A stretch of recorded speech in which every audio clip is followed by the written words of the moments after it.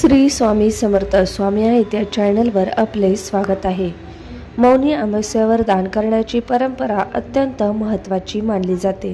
सनातन धर्मात अमावस्या तिथीला अत्यंत पवित्र आणि फलदायी मानले गेले आहे। हा दिवस भगवान विष्णूंची आराधना आणि पितरांचे तर्पण व पिंडदान करण्यासाठी विशेष महत्त्वाचा मानला जातो।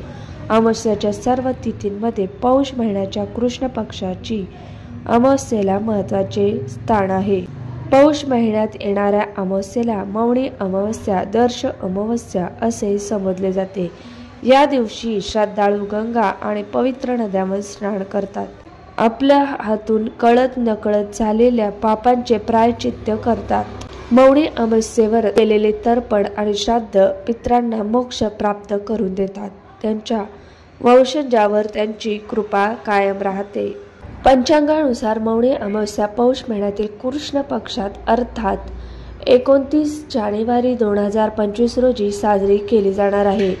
मौनी अमावस्येला 28 जानेवारी 2025 रोजी रात्री 7:35 प्रारंभ होईल, तर 29 जानेवारी 2025 रोजी सायंकाळी 6:05 समाप्त होईल।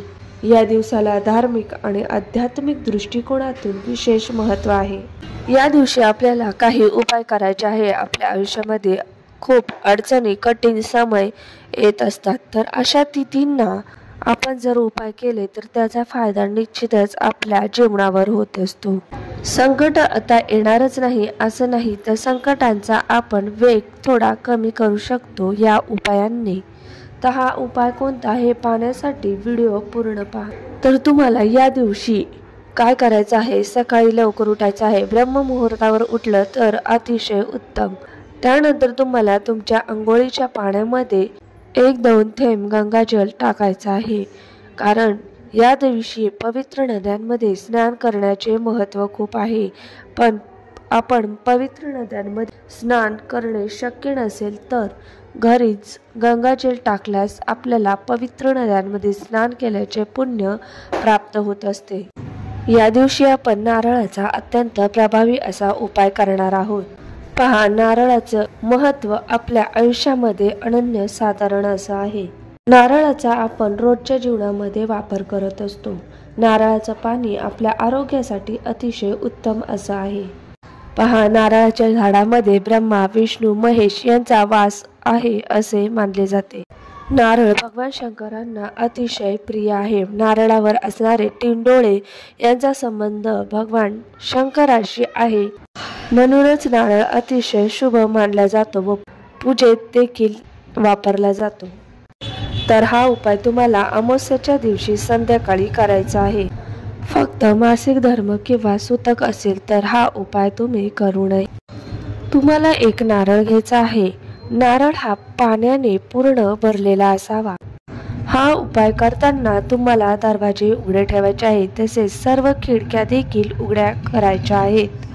हे असे उघडे ठेवल्याने तुमच्या घरामध्ये साठलेली नकारात्मकता बाहेर या उपायाने निघून जाते।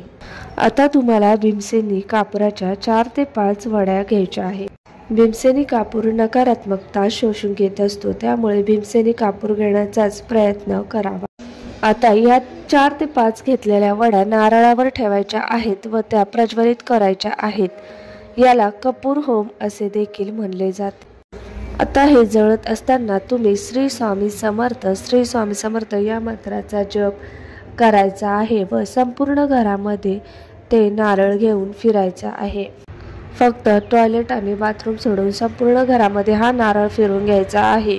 त्यानंतर ते जळाल्यानंतर पुन्हा देवघरामध्ये महालक्ष्मी समोर किंवा देवघरासमोर तुम्ही हे नारळ ठेवू शकता व तुम्हाला एकदा विष्णू सहस्त्रनाम बोलायचं आहे। जर तुम्हाला हे बोलता येत नसेल तर श्रवण मोबाईलमध्ये लावून श्रवण करायचं आहे। विष्णू सहस्त्रनामामध्ये विष्णूंच्या 1000 नामांचा उल्लेख केलेला आहे।